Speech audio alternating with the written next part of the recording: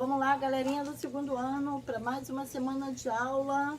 E aí, como é que foi as atividades? Fizeram tranquilo? Ah, que bom! Então, a aula passada de história, hoje nós vamos para a história, né? Começa a semana, a gente sempre começa com história. Vamos da página 208 até a 214, tá? Lá de história, o segundo capítulo. O primeiro capítulo nós falamos de quê? Das interações entre as pessoas, né? Assim, os lugares de sociabilidade, né? Que as pessoas frequentam parque, frequentam praças, frequentam a rua que moram, né? E elas se encontram com outras pessoas e fazem daquele local um local de sociabilidade. É conviver bem com as pessoas. E uma regra fundamental para isso é a gente respeitar o outro, né? E esse capítulo de hoje nós vamos falar das interações e os lugares onde vive. Interações, quer dizer, interações entre as pessoas e o local onde cada uma delas vive, tá? Porque hoje nós vamos falar das comunidades tradicionais, tá? E o que são as comunidades tradicionais? São comunidades que ainda vivem com costumes tradicionais dos seus povos e elas são reconhecidas culturalmente por isso, tá? Elas têm uma organização própria, quer dizer, elas têm uma maneira de sobreviver em um determinado território. O que é um determinado território? Um determinado lugar. E elas se utilizam de recursos naturais. Elas retiram da natureza. E nós vamos estudar 3 comunidades: a indígena, a quilombola e a ribeirinha. Elas são reconhecidas até perante a nossa lei brasileira de que elas são patrimônios cultural brasileira. Então nós vamos, a Tiana vai comentar cada uma delas e depois a gente vai para a leiturinha, tá? Vamos começar. Aqui, turminha, ó, a tia vai comentar aqui, ó, cada uma das comunidades, tá? Então, ó, a primeira comunidade indígena.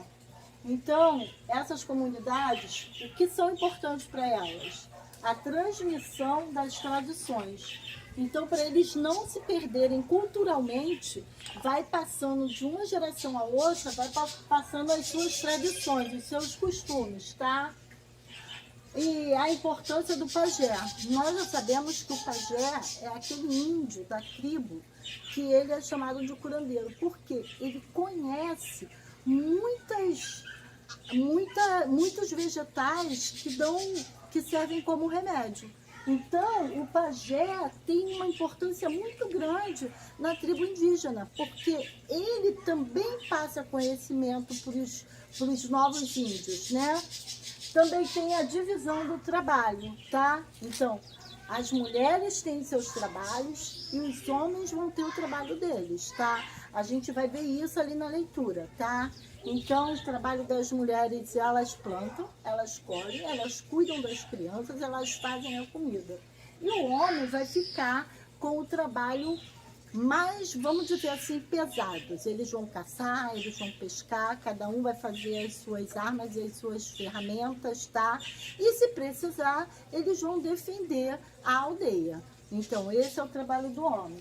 E vai falar do índio, a tecnologia. O que é isso? Tem muitos índios hoje que eles não perderam um pouco das suas tradições. Então, eles não andam mais nus. Tem muitos índios que vêm para a cidade para estudar. No outro dia eu estava vendo um documentário muito legal que o índio, ele veio para a cidade, ele se formou, ele estudou e ele volta lá para a tribo e ele vai ensinar conhecimentos às crianças da tribo. Então ele vai ensinar a ler, escrever, e ele levou até a tecnologia lá para a tribo. Então o texto também vai falar dessas tradições que o índio, algumas tribos vão perdendo, mas é assim que a coisa vai tendo mudanças, né? O importante é, entre essas comunidades, elas não perderem por completo as suas tradições. tem a comunidade quilombola. A comunidade quilombola, ela já vai ter uma influência africana, tá? Então, do povo africano. Tem muitas que vivem em quilombos. Se lembra que antes, que na época dos escravos, quilombo eram esconderijos que os escravos, quando fugiam, iam para aqueles lugares onde todos viviam livres. Então, elas vão viver em quilombos, que hoje não precisa ninguém estar fugindo, né? Mas é a opção de vida de cada um. Vivem em quilombos, eles plantam, eles colhem, eles criam animais e eles querem também trazer essa importância da cultura negra para eles, tá? A capoeira, o samba, a culinária, né? Igual a gente estudou, as comidas. E a gente vai ter uma nova comunidade que a gente ainda não tinha ouvido falar, é a comunidade ribeirinha. A maioria delas vivem lá na Amazônia, tá? Elas vivem às margens de rios em casas chamadas de palafitas. Então eles põem assim, vai ter a foto no livro quando a gente for ler. Eles põem umas estacas e constroem a casa ali em cima daquelas estacas, porque essas estacas ficam dentro dos rios, para quando tiver enchente, não inundar a casa, tá? Então, é por isso que é ribeirinha, porque vivem às margens do rio. Margens quer dizer a beira, tá? A beira do rio. Por isso que é ribeirinha. Elas também vivem da caça, da pesca, colhe e planta, tá? E no livro vai mostrar pra gente também como é interessante a importância do rio na comunidade ribeirinha. Porque eles sofrem com as enchentes quando tem, mas eles também tiram do rio o seu alimento. Então, assim, a mesma hora que o rio dá o alimento para eles, quando o rio enche, também causa um desastre para eles, né? Porque a casa inundada é uma tragédia para todo mundo, né? Então, vamos fazer a leitura do livro. Vamos lá, turminha, ó, página 208, lá em cima. Vamos botar a data no nosso livro para ficar bem organizado, tá legal? E vamos acompanhar a nossa aula com a leitura, tá? Então a tia Ana vai ler devagar e vocês tentam, por favor, acompanhar a tia Ana aí, tá? Vamos lá. O título do capítulo é As interações entre as pessoas em diferentes comunidades. Interações é você conviver com outras pessoas, tá? Você já aprendeu que as pessoas com quem convivemos são importantes e constantemente estamos estabelecendo relações. Agora você irá aprofundar seus conhecimentos sobre as pessoas e os lugares onde vivem. Nesta aula, identificaremos as relações que as pessoas estabelecem uma com as outras diante da comunidade tradicional em que fazem parte. Olha o que a tia Ana falou, ó, a comunidade em que você faz parte. Primeiramente, você precisa conhecer o que são comunidades tradicionais. Essas comunidades que a tia Ana explicou, a quilombola, a indígena e a ribeirinha, elas são as comunidades tradicionais que o texto vai falar, tá? A lei brasileira estabelece como comunidade tradicional um povo que se reconhece culturalmente. Olha o que a tia Ana falou, de preservar as suas culturas, mantendo a organização social própria, marcando um território, quer dizer, o lugar onde eles vão viver, e utilizando os recursos naturais, tirados da natureza, que estão à disposição. Além de manter uma estrutura oficial definida, ainda mantém vivos traços da religião, respeito aos seus ancestrais e a transmissão da tradição, quer dizer, os costumes não se perdem. Então, nessa aula abordaremos as comunidades indígena, quilombola e ribeirinha. Essas comunidades possuem uma forte ligação com a natureza. Todos eles vão tirar sustento da natureza. E sempre estão cuidando e mantendo um modo de vida que não agrida o meio ambiente. Por isso, é nosso dever respeitá-las e protegê-las, tá vendo? Elas são reconhecidas até perante a lei, porque elas têm todas as características que a lei impõe. Vamos para a próxima página, ó. Agora vamos falar da comunidade indígena. A tia Ana já tinha comentado algumas coisas, mas nós vamos fazer a leitura, tá? Ó, comunidade indígena. Os índios são os primeiros habitantes do Brasil. Todo mundo sabe disso, pois quando os portugueses chegaram aqui, eles já viviam em nosso território, quer dizer, em nossas terras, no Brasil. Consideramos como povo indígena todas as pessoas que se identificam com a comunidade e que por ela é aceito como membro. Então ele está dizendo que se alguém quiser viver com a tradição dos índios e for aceito e viver na comunidade junto com eles, essa pessoa é considerada um indígena também. O povo indígena é assim definido, pois as relações que incluem uma pessoa na comunidade têm a ver com a afinidade, a doação, parentesco e com a religião. O relacionamento entre os índios se dá principalmente na transmissão das tradições, quer dizer, um vai ensinando para o outro, vai passando de geração para geração. Ó, passando os costumes aos mais novos, eles mantêm vivas as suas festas, os seus rituais, as crenças e os hábitos, tá? Então, rituais, vamos dizer que os índios acreditam, vou dar só um exemplo, tá?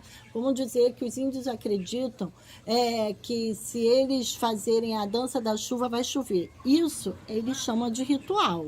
A crenças é o quê? O que eles acreditam, tá? E os hábitos são costumes. Um importante líder na aldeia, chamado pajé, tem essa função de transmitir as tradições para as crianças da tribo, eu falei. Ele ainda realiza rituais religiosos e atua como curandeiro. Se lembra que a tia Ana explicou que ele conhece várias plantas que servem como remédio, servem para curar, por isso que é curandeiro. Geralmente, as tarefas da tribo são divididas entre homens e mulheres. Tarefa que ele está falando aqui é o trabalho.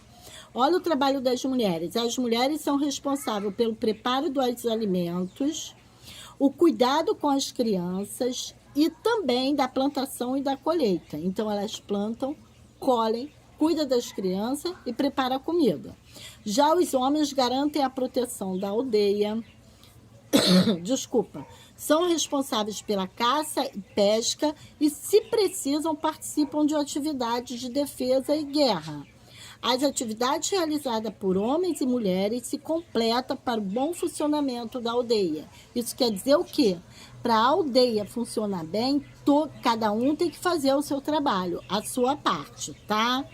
Aqui tem um vocabulário, ó, curandeiro, quer dizer, quem cura determinadas doenças. Rituais é o conjunto de práticas consagradas por tradições.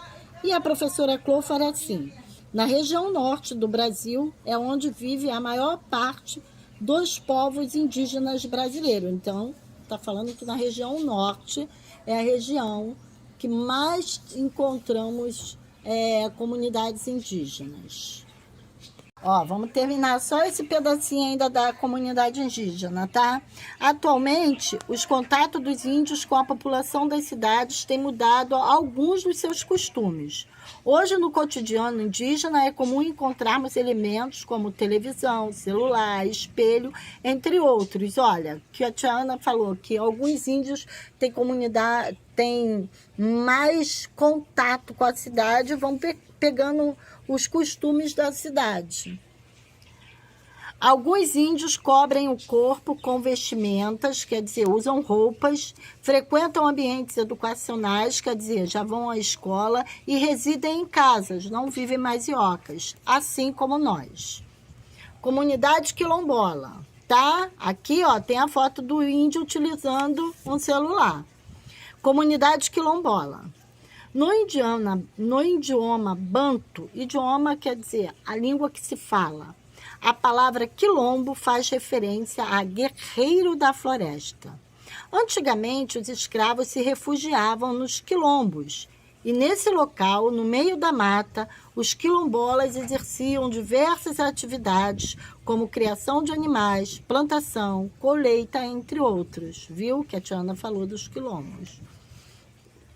A comunidade quilombola existe há muito tempo e está no mesmo espaço desde então, podendo ser encontrada em alguns locais do Brasil.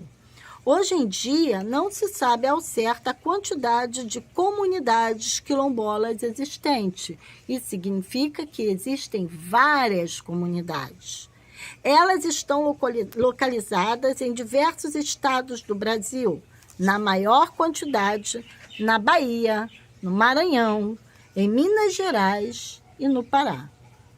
Essa comunidade é um grupo com uma forte história que representa uma parte da influência da cultura negra, olha o que a Tiana falou, no Brasil. Além disso, estão intimamente ligados às religiões afro-brasileiras e a elementos que fazem parte da cultura, como a feijoada, a capoeira e o samba. Então, comunidade indígena, influência dos índios, comunidade quilombola, influência da cultura negra, tá? Vamos passar para a comunidade ribeirinha. Essa comunidade vive às margens dos rios, olha o que a Tiana explicou, e por isso os chamamos de ribeirinhos, porque eles vivem na beira do rio. As casas são construídas com madeiras, sendo pouco elevadas, como um sistema de proteção das cheias dos rios. Chamamos esse tipo de moradia de palafitas. Olha o que é aqui, ó. Olha, elas não ficam no chão, elas ficam em cima, ó, de estacas e dentro do rio, ó. Tá vendo? E elas são chamadas de palafitas, tá? Além de sofrerem com as enchentes dos rios, olha o que a Tiana falou, quando o rio enche, se for muito, pode inundar as casas. Ainda frequentam o desgaste do solo na beirada da água e a poluição das águas. Por quê, gente? Tiana não falou que eles pescam? Quanto mais poluição tiver nos rios, menos peixe vai ter. A gente já estudou isso. No modo de sustento dessa comunidade é a pesca artesanal, a caça e a plantação de alimentos. Então, eles pescam, caçam, plantam e colhem. Possuindo poucos recursos, assim recorrem ao artesanato para complementação de renda. Quer dizer, eles fazem artesanato para vender, para poder completar o dinheiro para sustentar a família. Por essas questões geográficas, essa população se encontra em sua grande maioria na região da Amazônia. Os ribeirinhos desde cedo aprendem a lidar com a força da natureza e com as dificuldades impostas pelo rio e pela floresta. Por que floresta, Tiana? Porque eles caçam também. Apesar do rio trazer dificuldades na sobrevivência, dificuldade quando chega às enchentes, ele possui um papel fundamental na vida ribeirinha, pois é, na verdade, a rua que os ribeirinhos passam com suas jogadas. Olha, eles se transportam por dentro do rio, ó. Essa embarcação aqui, ó, que ele está chamando aqui, ó, no texto, está chamando de jangadas, e também onde realizam uma atividade econômica que é a pesca. E o vocabulário aqui está falando, ó, jangada, pequena embarcação a remo feita de madeira. Então, essas foram as 3 comunidades que nós estudamos na aula de hoje, tá? A atividade aqui, ó, tá bem facilzinha, tá? A primeira aqui, ó, marque um X na imagem que representa o integrante de uma comunidade tradicional brasileira. Isso está falando de de torcedores de seleção brasileira? Não. Aqui também tá bem simples e tem um caça-palavra aqui, tá? No número 7 está assim: cite elementos que façam referência à comunidade quilombola, tá? E diga a qual cultura esses elementos estão relacionados, tá? Então, está relacionada à cultura o quê? Afro-brasileira. E alguns elementos. Pode ser o quilombo, feijoada, capoeira, samba. Aí vai o que cada um for responder, tá? Um beijo no coração. Até a próxima aula.